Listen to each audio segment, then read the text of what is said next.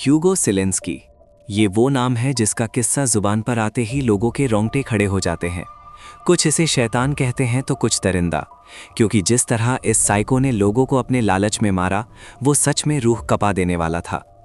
ह्यूगो ने अपने घर के बैकयार्ड को ही कब्रिस्तान बना दिया था, जहां 5 लोगों के शव दफन किए। ह्यूगो पहला ऐसा कैदी था जिसने बेडशीट की मदद से जेल से भागने की जरूरत दिखाई और 3 दिन तक पुलिस को अपने पीछे भगाया। उम्र कैद की सजा सुनने के बाद भी ह्यूगो हंसता मुस्कुराता। लेकिन क्यों जेल ब्रेक की घटना आज भी अमेरिकन्स को डराती है? कौन है ह्यूगो सेलेंस्की? चलिए जानते हैं। बात है 10 अक्टूबर 2003 की। पेंसिल्वेनिया की ल्यूजॉन काउंटी में रात का अंधेरा पसरा हुआ था। चारों तरफ खामोशी फैली थी। पर तभी इस खामोशी को चीरते हुए एक जेल के अंदर मौजूद गार्ड को कुछ हलचल महसूस हुई, और जब उसने देखा तो लुजॉन काउंटी जेल की 7वीं मंजिल की खिड़की पर एक चादर रस्सी नुमा लटकी हुई थी। और फिर अलार्म बज उठा। गार्ड्स और पुलिसकर्मी टॉर्च की रोशनी में भागे हुए कैदी को ढूंढने लगे, पर ह्यूगो नाम का कैदी तो मानो हवा में गायब हो गया था। और सबसे हैरानी की बात यह थी कि वो अपने सेलमेट स्कॉट को भी ले गया था। ये खबर जैसे ही जेल की दीवारों से बाहर निकली, चारों तरफ हड़कंप मच गया। पुलिस रेडियो पर घबराई हुई आवाज में हेल्प मंगा रही थी। हमें ऊपर फ्लैशलाइट्स चाहिए। न्यूज़ चैनल्स ने भी अपने प्राइम टाइम शो रोककर ह्यूगो की फरारी की खबर चलाई। कुछ ही मिनट में जेल के बाहर नीली लाल बत्ती वाली गाड़ियों की कतार लग गई। हवा में सायरनों की आवाज़ गूंजने लगी। मीडिया रिपोर्ट्स की भीड़ लग गई, क्योंकि ह्यूगो वही कैदी था जिसके घर के बैक साइड से दर्जनों डेड बॉडीज बरामद हुई थी। और अब उसका आज़ाद होना पूरी कंट्री के लिए खौफनाक हादसे की तरह था, क्योंकि अगर वो आज़ाद रहा तो फिर से खूनी खेल शुरू हो जाएगा, जैसा कि पहले हुआ था। ह्यूगो ने 15 बिस्तरों की चादर को गांठ लगाकर करीब 60 फुट लंबी रस्सी बनाई थी और उसी की मदद से कई फीट ऊंची दीवार से नीचे उतरकर भाग निकला, जैसे कोई हॉलीवुड थ्रिलर फिल्म का सीन शूट हो रहा हो। लेकिन यह हकीकत थी, जिसे देख जेल प्रशासन भी हैरान था। सबसे बड़ा सवाल तो ये था कि आखिर बिना किसी औजार के ह्यूगो ने खिड़की पर लगी भारी जाली को कैसे हटाया। फरारी का खुलासा होने के बाद हालात का जायजा लिया गया, और जब बेडशीट्स की काउंटिंग की गई तो पता चला कि टोटल 12 बेडशीट्स को बांधकर रस्सी बनाई गई थी। ह्यूगो और स्कॉट ने अपनी 4 चादरें तो इस्तेमाल की ही थीं, साथ ही बाकी 4 चोरी की थीं। दोनों ने भागने की वारदात को तब अंजाम दिया जब गार्ड्स जेल की दूसरी तरफ गश्त पर थे। भागते वक्त ह्यूगो नॉर्मल ग्रे स्वेट पैंट्स और वाइट टी-शर्ट पहने हुआ था, जो कैदियों को एक्सरसाइज ड्रेस के रूप में दी जाती है। हालांकि बाद में वार्डन फिश को आलोचना का भी सामना करना पड़ा कि आखिर उन्होंने ऐसे खतरनाक कैदी को क्यों नॉर्मल सी ड्रेस दी थी जिससे वो भीड़ में आसानी से घुल मिल जाए। भागने से करीब 2 घंटे पहले ह्यूगो ने अपनी गर्लफ्रेंड क्रिस्टीना स्ट्रोम को जेल से कॉल भी किया था, पर भागने की कोई बात नहीं की, बल्कि पुलिस जब ह्यूगो की तलाश में क्रिस्टीना के दरवाजे पर पहुंची तब उसे इस वारदात का पता चला। पुलिस ने ह्यूगो को दबोचने के लिए तुरंत अलर्ट जारी किया। आसपास की सड़कों पर पहरे देने शुरू हुए और ह्यूगो की फरारी की खबर न्यूज़ चैनल्स पर ब्रॉडकास्ट होने लगी। कुछ लोगों ने पुलिस को सूचना दी कि एक शर्टलेस आदमी को नदी किनारे देखा गया है। ये खबर मिलते ही पुलिस तुरंत सस्पेक्ट लोकेशन पर पहुंची, पर वहां ह्यूगो नहीं, एक स्थानीय युवक था। अभी पुलिस सड़कों पर घूम ही रही थी, तभी एक सनसनीखेज खबर मिली कि ह्यूगो का साथी स्कॉट जेल की छत पर पाया गया है। लेकिन क्यों? क्या ह्यूगो उसे छोड़ गया था ताकि पुलिस का ध्यान भटकाया जा सके? आखिर ये शातिर कैदी था कौन? तो ये जानने के लिए हमें 1973 में जाना होगा, जब पेंसिल्वेनिया में ह्यूगो मार्कस सेलेंस्की का जन्म हुआ, जो बाहर से देखने पर तो एक नॉर्मल अमेरिकन लगता था, लेकिन उसके अंदर एक शैतान पल रहा था जो उसे जुर्म की दुनिया में धकेलता जा रहा था। इसलिए बचपन में ही ह्यूगो ने छोटे मोटे क्राइम और मारपीट जैसी घटनाओं को अंजाम देना शुरू कर दिया। छोटी सी उम्र में ही उस पर असॉल्ट, रॉबरी और फ्रॉड जैसे तमाम अपराधों के केस दर्ज हो गए थे, जिसके चलते वो 80s और 90s के दशक में लोकल पुलिस के लिए एक जाना पहचाना चेहरा बन गया। पर ह्यूगो की हरकतें यही नहीं थमी, बल्कि 20 साल की उम्र में उसने अपनी लाइफ की पहली बड़ी घटना को अंजाम दिया, जो कि एक बैंक रॉबरी थी, जिसकी वजह से उसे 7 साल जेल में भी रहना पड़ा और 2000 में वो जेल से रिहा हुआ। लेकिन ह्यूगो की आपराधिक भूख अब और ज़्यादा बढ़ चुकी थी, इसलिए उसने जेल से निकलते ही खूनी खेल खेलना शुरू कर दिया। और 2002 पेंसिल्वेनिया पुलिस को एक ऐसी खबर मिली कि पुलिस के भी कान खड़े हो गए। इस खबर में बताया गया था कि ह्यूगो सेलेंस्की के घर के पीछे कई डेड बॉडीज दफन है। हालांकि शुरू में पुलिस को इस बात पर यकीन नहीं हुआ, क्योंकि ह्यूगो कुछ ही वक्त पहले जेल से रिहा हुआ था, तो ऐसे में वो कैसे इतनी बड़ी घटना को अंजाम दे सकता था। लेकिन जब एक सीक्रेट मुखबिर इन्फॉर्मेंट ने इस बात की पुख्ता जानकारी दी तो फिर पुलिस को यकीन करना पड़ा और जांच पड़ताल का सिलसिला शुरू हो गया। इस वक्त ह्यूगो पेंसिल्वेनिया की लुजॉन काउंटी में किंगस्टन टाउन के एक मकान में रह रहा था, जिसे कुछ ही वक्त पहले खरीदा गया था, वो भी क्रिस्टीना स्ट्रोम के नाम से। दरअसल अप्रैल 2002 में ह्यूगो और क्रिस्टीना ने मिलकर माउंट ऑलिवेट रोड पर यह मकान खरीदा था, जिसके पेमेंट के लिए ह्यूगो ने शॉर्टकट इलीगल तरीके से पैसे इकट्ठा किए थे। ऐसा रिपोर्ट्स कहती हैं, क्योंकि उस वक्त हगो की मुलाकात एक लोकल फार्मासिस्ट माइकल केरकॉस्की से हुई थी, जो इलीगल तरीके से पेन रिलीवर मेडिसिन को बेचने के आरोप में पकड़ा गया था। माइकल से ही हगो ने दोस्ती बढ़ाकर मदद के बहाने उससे 60 से $80 की रकम ऐंठ ली थी और इन्हीं पैसों से मकान खरीदा। पर यह अमाउंट पूरा नहीं था। बल्कि अब भी $2000 की ज़रूरत थी, जिनका इंतज़ाम हुआ काले धंधे से, जिसका शिकार बना माइकल। दरअसल मई 2002 में हगो ने अपने एक पुराने जेल साथी पॉल वीकली के साथ मिलकर माइकल को लूटने का फैसला किया और दोनों माइकल के घर पहुंच गए, जहां माइकल और उसकी गर्लफ्रेंड टैमी फैसेट भी मौजूद थी। शुरुआत में हगो और पॉल ने मस्ती मजाक किया और बियर वगैरह पीने में 1 घंटा बिता दिया, लेकिन फिर अचानक हगो ने गन निकालकर माइकल और टैमी को जमीन पर बैठने को कहा और दोनों के हाथ पैर प्लास्टिक की फ्लेक्स टाइज और टेप से बांध दिए। इसके बाद शुरू हुआ वो दर्दनाक खेल जिसकी कल्पना माइकल और टैमी ने कभी नहीं की थी। हगो ने माइकल से पैसों का ठिकाना पूछने के लिए उसे टॉर्चर करना शुरू किया। कभी मोटे बेलन से पीटा तो कभी मुंह पर टेप लपेटकर दम घुटने की कोशिश की, जिससे खौफजदा होकर माइकल ने बता दिया कि उसके घर में मौजूद 2 बैगों में $60,000 रखे हैं और उसके फादर के पास भी इतनी ही रकम है जो उसने फंसने के डर से उनके पास रखवा दी थी। ये जानने के बाद भी हगो की हैवानियत कम नहीं हुई, बल्कि उसने माइकल के गले पर जिप टाई को तब तक कसकर रखा जब तक कि वो मर नहीं गया। इसके बाद हगो ने टैमी की भी जान ले ली। अब हगो ने पैसे तो हासिल कर लिए थे, लेकिन सबसे ज़रूरी था इन डेड बॉडीज़ को ठिकाने लगाना। इसलिए हगो ने कुछ दिन बाद पॉल की मदद से दोनों बॉडीज़ को अपने नए मकान के बैक साइड में दफन कर दिया। यानी जिस घर को खरीदने के लिए खून बहा था, वहीं अब खूनी खेल का अड्डा बन चुका था। माइकल के गायब होने से उसकी फैमिली फिक्रमंद थी, पर हगो ने उन्हें झूठी तसल्ली देते हुए कहा कि माइकल पुलिस से बचने के लिए भाग गया है, और ये झूठ कई महीनों तक कारगर भी साबित हुआ। पर कहते हैं ना, झूठ ज़्यादा दिन तक नहीं छिपता। यही हगो के साथ भी हुआ। करीब 1 साल बाद जून 2003 में डिटेक्टिव गैरी कैपिटानो ने एक अनरिलेटेड रॉबरी केस में पॉल से पूछताछ की। इस इन्वेस्टिगेशन से पॉल इतना डर गया कि उसने हगो की पूरी पोल खोल दी और घर में दफन बॉडीज़ के बारे में भी बता दिया। ये जानने के बाद 5 जून 2003 को सुबह सवेरे ही लूजन काउंटी ऑफिसर्स ने हगो के घर पर रेड मार दी। इस वक्त हगो अपने घर के लॉन में एक ग्रेजुएशन पार्टी की प्रिपरेशंस कर रहा था, पर तभी पुलिस वारंट लेकर घर पहुंच गई और मिली जानकारी के बिहाफ पर जब घर के बैक साइड की खुदाई करवाई गई तो दोनों शव सच बनकर पुलिस के सामने उभर आए। शव मिलते ही पुलिस ने हगो को अरेस्ट कर लिया और सच की गहराई में उतरने के लिए खुदाई का काम जारी रखा। और कुछ ही मिनट में जो घर पार्टी क्लब बनने वाला था, वो अब क्राइम सीन का अड्डा बन गया। चारों तरफ क्राइम सीन टेप, दर्जनों अफसर और खुदाई के औजारों ने घर को घेर लिया। जैसे ही खुदाई आगे बढ़ी, पुलिस को एक आग के गड्ढे में जली हुई हड्डियां और कंगाल के टुकड़े मिले। इस तरह मिनिमम 5 शवों के अवशेष बरामद हुए, जिनमें माइकल और टैमी की तो पहचान हुई, पर बाकी गुमनाम लिस्ट में दर्ज हो गए। जांच में आगे पता चला कि इनमें 2 जली हुई बॉडीज हगो के जान पहचान वाले ड्रग डीलर्स की थी, जबकि 5वां शव राजी बनकर रह गया, जबकि हगो का नाम मीडिया पर सीरियल किलर के तौर पर गूंजने लगा। कुछ रिपोर्ट्स में कहा गया कि हगो के घर से 12 बॉडीज मिली हैं, जबकि उसने 7 का नाम लिया, लेकिन पुलिस रिकॉर्ड्स में एग्जैक्ट नंबर्स दर्ज नहीं हैं, बल्कि 5 बॉडीज का ही दावा किया जाता है। इस खौफनाक खुलासे के बाद मीडिया ने हगो को एक निकनेम दिया, बैकयार्ड बुचर, यानी पिछवाड़े का कसाई, जिसने अपने घर के पीछे ही पूरा कब्रिस्तान बना रखा था। हर कोई हैरान था कि आखिर कोई शख्स कैसे अपने घर में इतनी बॉडीज को दफन कर सकता है। पुलिस ने भी सबूतों के आधार पर कई सारे कत्ल के आरोप में हगो को तुरंत अरेस्ट कर लिया, लेकिन मुकदमा शुरू होने से पहले ही हगो जेल से फरार हो गया।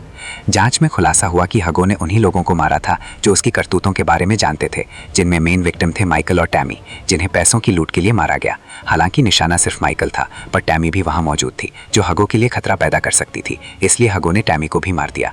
वहीं हगो के विक्टिम्स में फ्रैंक रूडी जेम्स और एंड्रे रेडमैन केलर भी शामिल थे। ये दोनों ड्रग डीलर थे और शायद हगो ने उन्हें इसलिए मारा था क्योंकि हगो इनसे पैसे लूटना चाहता था, इसलिए हगो ने दोनों को मारकर अपने घर के पीछे दफना दिया। लेकिन कोर्ट में इनसे जुड़े सबूत ना मिलने पर हगो को इनका कातिल करार नहीं दिया गया, लेकिन हाँ, अब्यूज ऑफ कॉप्स के आरोप में दोषी बनाया गया। जबकि 5वां शव एक रहस्य ही बना रहा, जिसके लिए सिर्फ अंदाजे लगाए गए और अफवाह उड़ी कि ये बॉडी हगो की गर्लफ्रेंड के एक्स की है, जिसे हगो ने रास्ते से हटा दिया। हालांकि इस बात के भी सबूत नहीं मिले। हगो का शिकार को मारने का पैटर्न काफी खतरनाक था, पैसे लूटने या अपने राजों को छुपाने के लिए लोगों को मारना और फिर या तो उन्हें जलाना या फिर दफन करना, वो भी अपने ही घर के बैक साइड में, मानो ये उसके लिए आम बात थी। जून 2003 की अरेस्टिंग के बाद हगो पर ऑफिशियली माइकल और टैमी के डबल कत्ल का आरोप लगा। साथ ही जेम्स और किलर के बचे अवशेषों को देख उनका भी केस बनाया जाने लगा और लोगों की मांग थी कि उसे डेथ सेंटेंस दी जाए। पर अक्टूबर 2003 में ट्रायल शुरू होने से कुछ हफ्ते पहले ही ह्यूगो जेल से भाग निकला और लूजन काउंट पुलिस प्रशासन पर बदनामी, नाकामयाबी और लापरवाही का धब्बा लगा गया, क्योंकि लूजन काउंट करेक्शनल फैसिलिटी विल्स बार एक किले जैसी मजबूत जेल मानी जाती थी। इस 7 मंजिला जेल में खतरनाक कैदियों को रखा जाता था और इसी में जून 2003 में ह्यूगो को भी लाया गया था और सेल नंबर 9 में उसे बंद किया गया, जो टॉप फ्लोर पर थी। इसी सेल में स्कॉट बोल्टन नाम का कैदी भी चोरी डकैती के आरोप में बंद था। एक ही सेल में एक तरफ सीरियल किलर ह्यूगो था तो दूसरी तरफ चोर। ह्यूगो ने जेल में घुसते ही जेल से भागने की प्लानिंग करनी शुरू कर दी, जिसका खुलासा उसने खुद किया था और सही मौके के इंतजार में बैठा था। ह्यूगो ने सोच रखा था कि जब उस पर ऑफिशियली कत्ल के चार्जेस लगेंगे तब वो फरार होगा। अक्टूबर की शुरुआत में ह्यूगो पर 2 कत्ल, माइकल और टैमी का आरोप सिद्ध हुआ और तभी ह्यूगो ने अपने फैसले को अमल में लाना शुरू कर दिया, जिसमें स्कॉट ने भी उसका साथ दिया और दोनों भागने की जुगाड़ बनाने लगे। दिन भर वो छोटी सी सेल में रहते, लेकिन शाम 7:30 से 9:30 के बीच जब कैदियों को थोड़ी चहलकदमी करने के लिए बाहर निकाला जाता तो इन्हीं 2 घंटों में दोनों जेल की जांच पड़ताल करने लगते। और इसी बीच उन्होंने छुपे चोरी 15 बेडशीट्स भी इकट्ठा कर ली, जिनमें 4-4 चादरें तो ह्यूगो और स्कॉट की थीं और बाकी 4 दूसरे कैदियों की चुराई गईं और गार्ड से बचकर उन्हें गांठ लगाकर रखने लगे। इस तरह अंदाजन 50 से 60 फुट लंबी मजबूत रस्सी बनाई गई। रस्सी तो बन गई थी, पर अभी एक बड़ी परेशानी उन्हें रोक रही थी और वो थी सेल की खिड़की में लगी लोहे की मजबूत जाली और बोल्ट। इन खिड़कियों को कुछ कैदियों के फरार होने की नाकाम कोशिश में इतना सिक्योर किया गया था ताकि कोई कैदी यहाँ से भाग ना सके। इसीलिए इन खिड़कियों को एस्केप प्रूफ कहा जाता था। पर नामुमकिन जैसा इस दुनिया में कुछ नहीं होता और इसी बात पर ह्यूगो ने अमल किया और खिड़की में कमजोरी ढूंढ निकाली। उसने देखा कि जिस खिड़की को उसके ब्लॉक में वेल्ड किया गया था उसकी एक छोटी सी फ्रेम ऐसी थी जिसे पुरानी वेल्डिंग से ढीला किया जा सकता था। ह्यूगो ने किसी तरह उस खिड़की के बारे में पता लगाया जहाँ से 1990 में भागने की कोशिश की गई थी। ह्यूगो ने ताकत और तकनीक से किसी तरह जाली और बोल्ट लूज किए और खिड़की से पैनल निकालकर 10 अक्टूबर 2003 की रात को स्कॉट के साथ वहां से भाग गया। हालांकि बाद में पुलिस ने बताया कि ह्यूगो के पास कोई हथियार नहीं था, लेकिन सेल में एक झाड़ू मौजूद थी जिसके हैंडल को हथियार की तरह इस्तेमाल कर ह्यूगो ने अंदर से जाली को धक्का देकर तोड़ दिया। उस शाम करीब 9:30 बजे जेल में गार्डनिंग शिफ्ट बदलने की तैयारी चल रही थी और कैदियों को थोड़ा बाहर निकलने की छूट थी। इसी बीच ह्यूगो और स्कॉट मौका देखकर एक खाली कोठरी में घुस गए, क्योंकि वहां की खिड़की से बाहर रस्सी डालना आसान था। उन्होंने बेडशीट से बनी रस्सी बांधी और नीचे उतरने लगे। ह्यूगो पहले उतरा, फिर स्कॉट। पर 7 मंजिल नीचे उतरते समय अचानक स्कॉट का हाथ फिसल गया, जिससे वो रस्सी से छूटकर 5वीं मंजिल की छत पर गिर पड़ा और एक तेज आवाज के साथ वो वहीं बेहोश हो गया और काफी ज्यादा जख्मी भी हुआ। किस्मत से गार्ड्स ने उसे देख लिया और अलार्म गूंज उठा। ह्यूगो के लिए खतरा भी था और भागने का मौका भी, और जेल की बाहरी जमीन पर कूद पड़ा और संभलते ही वहां से भाग निकला। कुछ रिपोर्ट्स के मुताबिक जेल की बाहरी दीवार के पास जो कांटेदार तार लगे थे उन पर ह्यूगो ने गद्दा डाल दिया था और फिर आसानी से उनको पार कर वहां से भाग गया, जबकि पुलिस गार्ड चीखते चिल्लाते ही रह गए। साथ ही जब कुछ पुलिसकर्मी ऊपर गए तो उन्हें छत पर स्कॉट पड़ा मिला, जिसकी हालत बहुत नाजुक थी, इसलिए उसे तुरंत एयर एम्बुलेंस यानी हेलीकॉप्टर से हॉस्पिटल ले जाया गया। जब डॉक्टर्स ने स्कॉट का चेकअप किया तो खुलासा हुआ कि स्कॉट की रीढ़ की हड्डी में गहरी चोट आई है, इसलिए वो कई हफ्तों तक कोमा में रहा और जब होश आया तो पता चला कि अब उसके पैर चलने के काबिल नहीं रहे, इसलिए उसे व्हीलचेयर दी गई। लेकिन स्कॉट गिरा कैसे, वो भी इतने भयानक तरीके से? ये सवाल जब स्कॉट से किया गया तो उसने बताया कि ह्यूगो ने उसे जानबूझकर धक्का मारा था और उसे ह्यूमन मैट्रेस की तरह इस्तेमाल किया, यानी ह्यूगो ने पहले स्कॉट को धक्का दिया ताकि खुद सेफली उस पर रास्ता बनाकर बाहर निकल सके। लेकिन गिरफ्तारी के बाद ह्यूगो ने स्कॉट के इस बयान को सिरे से नकारा और कहा कि वो मोटा और बेडोल है, इसलिए रस्सी से फिसल कर गिर गया। हालांकि सच्चाई क्या है ये आज तक एक राज बनी हुई है, लेकिन कई लोग ह्यूगो के बयान को झूठ बताते हैं क्योंकि वो अपनी सुरक्षा के लिए किसी भी हद तक जा सकता था। भागने से पहले ह्यूगो ने हल्के कपड़े पहने थे ताकि रस्सी से उतरने में आसानी हो और वो भीड़ में घुल मिल सके। भागने की डायरेक्शन के लिए उसने जेल का बैक साइड चुना क्योंकि वहाँ अंधेरा, नदी और घनी झाड़ियां हैं जो उसे छुपा सकती थी, और ऐसा हुआ भी। पुलिस ने तुरंत जांच शुरू की पर ह्यूगो हाथ नहीं लगा। मिनट भर में सड़कें जाम कर दी गईं, पेट्रोलिंग का पहरा बढ़ाया गया, मल्टी स्टेट अलर्ट जारी किया गया और मीडिया रिपोर्ट्स ने इस एस्केप को कवर किया। पुलिस और FBI ने मिलकर काम किया क्योंकि बात ह्यूगो जैसे खतरनाक कातिल के फरार होने की थी जो 5 लोगों को मारकर दफन कर चुका था, इसलिए नेशनल लेवल पर सर्चिंग शुरू हुई। ह्यूगो की गिरफ्तारी पर इनाम का ऐलान किया गया जो $5000 तक था। ह्यूगो को पकड़ने के लिए अब पुलिस, FBI और आम जनता एकजुट हो गई थी। ताज़ा खबरों के मुताबिक ह्यूगो ज्यादा दूर नहीं गया था, बल्कि किंगस्टन टाउनशिप में माउंट ओलिवर रोड पर बने अपने घर पर ही छुपा हो सकता था और पुलिस के शक की सुई भी इसी घर पर टिकी थी। लेकिन जब घर तलाश किया गया तो अंदर कोई नहीं था। ये देख पुलिस को लगने लगा कि शायद ह्यूगो ने किसी से मदद ली है या शायद लिफ्ट लेकर कहीं दूर चला गया है, क्योंकि बिना मदद के वो इतनी जल्दी कहीं छुप नहीं सकता था। इसलिए पड़ोसी राज्यों जैसे न्यूयॉर्क, न्यू जर्सी पुलिस को भी अलर्ट कर चेतावनी दी गई, जबकि टीवी चैनल्स और रेडियो पर एक लाइन गूंज रही थी, serial killer on the run. पर पुलिस भी हार मानने वाली नहीं थी, इसलिए रात में ही एक टास्क फोर्स बनाई गई। कई सस्पेक्ट ठिकानों पर छापेमारी हुई, जिनमें ह्यूगो के रिलेटिव्स, फ्रेंड्स और जान पहचान के लोगों के घर शामिल थे। साथ ही ह्यूगो की गर्लफ्रेंड क्रिस्टीना से भी सवाल जवाब किए गए, पर वो भी ह्यूगो के बारे में कुछ नहीं जानती थी। कई राज्यों के हाईवे पेट्रोल को ह्यूगो की गाड़ी को रोकने के लिए कहा गया, क्योंकि वो किसी भी गाड़ी में हो सकता था। ह्यूगो की फिल्मी जेल ब्रेक ने रातों रात उसे सेंसेशन बना दिया था। जगह जगह दीवारों पर लाल शब्दों में वांटेड लिखकर ह्यूगो की तस्वीरें छपवाई गई थी। साथ ही जनता को हिदायत दी कि अगर ह्यूगो कहीं दिखे तो तुरंत पुलिस को कॉल करे। हालांकि जनता को अपनी सेफ्टी का भी डर था, इसलिए पुलिस ने वादा किया कि उनका नाम रिवील नहीं किया जाएगा। 3 दिन तक पकड़म पकड़ाई का खेल चलता रहा और इन 3 दिनों में लोग खौफ और हैरानी से भरे रहे। लेकिन आखिरकार 13 अक्टूबर 2003 की शाम पुलिस की मेहनत रंग लाई और अचानक मीडिया में खबरें आने लगी कि ह्यूगो ने सरेंडर करने की पेशकश की है। इस सरेंडर की वजह थी चारों तरफ की जा रही ह्यूगो की तलाश, इसलिए ज्यादा दिन तक छुपकर रहना मुमकिन नहीं था। यही सोचकर ह्यूगो ने अपने लॉयर को फोन कर सरेंडर करने की बात बताई और अपने ओलिवर रोड पर बने घर के पास ही बुला लिया, जहां वो छुपकर रह रहा था। लॉयर ने ह्यूगो की इच्छा पुलिस को बताई और शाम तक पुलिस ने ऐलान कर दिया कि अब ह्यूगो उनकी हिरासत में है। इस गिरफ्तारी के पीछे की एक वजह यह भी थी कि ह्यूगो नहीं चाहता था कि उसका इनकाउंटर हो, इसलिए उसने बचने का तरीका निकाला और सरेंडर की खबर मिलते ही पुलिस भी उसके ठिकाने पर पहुंच गई और ह्यूगो ने बिना विरोध के आत्मसमर्पण कर दिया। इसके बाद ह्यूगो को फिर से जेल की सलाखों के पीछे कैद कर दिया गया और ये जेल थी पेंसिल्वेनिया स्टेट प्रिजन। ह्यूगो को दोबारा काउंट जेल में इसलिए नहीं डाला गया क्योंकि वो वहां से फरार होने का तरीका जान चुका था, इसलिए सेफ्टी के लिए उसे स्टेट प्रिजन में रखा गया। और फाइनली 3 दिन के बाद ह्यूगो अब पुलिस के कंट्रोल में था और ये खबर देने के लिए एक प्रेस कॉन्फ्रेंस भी रखी गई थी, जिसमें डिस्ट्रिक्ट अटॉर्नी डेविड ने ह्यूगो की गिरफ्तारी के बारे में बताया। साथ ही जेल प्रशासन की खामियों को उजागर करते हुए कहा कि आखिर ह्यूगो को इतनी सारी बेडशीट्स क्यों इकट्ठा करने दी गई, क्यों उसे नॉर्मल कपड़े पहनाए गए। इन सवालों का जवाब देने के लिए लुजॉन काउंटी जेल के वार्डन ने भी एक जांच बैठाई और एक्सेप्ट किया कि अगर कोई खामियां हैं तो उन्हें जरूर सुधारा जाएगा। इसके बाद जेल की खिड़कियों को और ज्यादा मजबूत करवाया गया। हर रोज कैदियों की चादरें गिनी गई और हाई रिस्क कैदियों को आउटडोर ड्रेस की बजाय कैदियों वाली ड्रेस दी गई।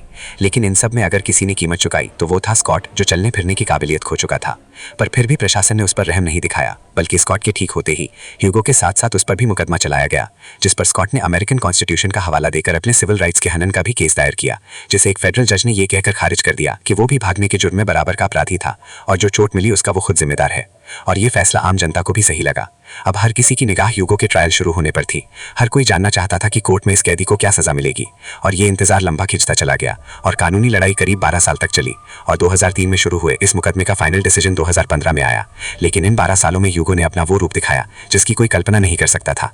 कभी ह्यूगो अपने लॉयर्स की टीम बदल देता तो कभी खुद कोर्ट में बहस करने की जिद करता, जबकि कई बार तो उसकी दलीलें ऐसी होती जैसे वो सिस्टम से सवाल जवाब कर उस पर कीचड़ उछाल रहा है। हालांकि अब तक ऐसा कोई ठोस सबूत सामने नहीं आया है जिससे ये साबित हो सके कि ह्यूगो ने 5 से ज्यादा लोगों की जान ली थी, लेकिन जनता की इमेजिनेशन में उसकी इमेज किसी दानव जैसी बन गई। आज ह्यूगो सेलेंस्की पेंसिल्वेनिया की स्टेट जेल में बंद है। ये तय समझा जाता है कि वो अपनी बाकी जिंदगी जेल की 4 दीवारों के अंदर ही बिताएगा। कहा जाता है कि कभी कभी वो जेल के गार्ड्स को देखकर हल्की मुस्कान भी देता है, जैसे याद दिला रहा हो कि उसने एक समय सिस्टम को चकमा दिया था। लेकिन अब वो मुस्कान खोखली है, क्योंकि उसके पास सिर्फ समय है सोचने के लिए, पछताने के लिए या बस यूं ही कैद में जीने के लिए। इसके बावजूद ह्यूगो का नाम समय समय पर खबरों में आ ही जाता है। कभी कोई नई डॉक्यूमेंट्री बनती है तो कभी कोई यूट्यूब चैनल उस पर वीडियो डाल देता है। लोग फिर चौंक कर कहते हैं, अरे यही वो आदमी है जिसने चादरों से हंसी बनाई थी। इस तरह ह्यूगो सेलेंस्की की कहानी अमेरिकी अपराध इतिहास में एक अजीब और डरावने अध्याय की तरह आज भी जिंदा है। ये केस क्राइम और पनिशमेंट को लेकर लोगों की सोच पर गहरा असर छोड़ चुका है और शायद इसी वजह से ह्यूगो की छवि लंबे समय तक लोगों के दिमाग में बनी रहेगी। ह्यूगो सेलेंस्की की कहानी एक चेतावनी है। वो एक स्माइलिंग मॉन्स्टर था जिसने लोगों को मोहरा समझा और कानून को चुनौती दी। उसने दिखाया कि बुराई कितनी चालाक हो सकती है, लेकिन आखिर में अपराधी चाहे जितना शातिर हो, कानून उसे पकड़ ही लेता है।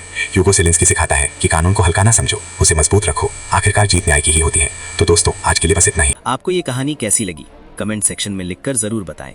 ये तो सिर्फ शुरुआत है, असली कहानियां अभी बाकी है।